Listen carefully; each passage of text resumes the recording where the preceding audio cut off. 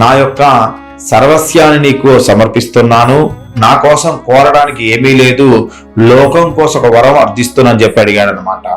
నేను దానమిచ్చిన భూమిని వామనుడై అంతటా ఆక్రమించావు కనుక నీ 3 అడుగులకు సంకేతంగా ఆశ్వీజ మాస బహుళ చతుర్దశి, అమావాస్య, కార్తీక శుద్ధ పౌర్ణమి ఈ 3 రోజులు భూలోకంలో బలిచక్రవర్తి రాజ్యంగా ఉండాలి.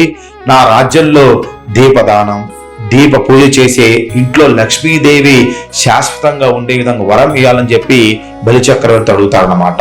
అందువలన ఈ 3 రోజులు సాక్షాత్ బలి యొక్క రోజులుగా చెప్పబడుతూ ఉంటుంది. కాబట్టి ఈ యొక్క 3 రోజులు ఏదైతే ఉందో ఈ యొక్క కార్తీక శుద్ధ పౌర్ణమి, ఆశ్వేజ మాసం నుంచి బహుళ చతుర్దశి, అమావాస్య 3 రోజులు మొత్తం కూడా బలి చక్రవర్తి రాజ్యంగా చెప్పబడుతూ ఉంటుంది.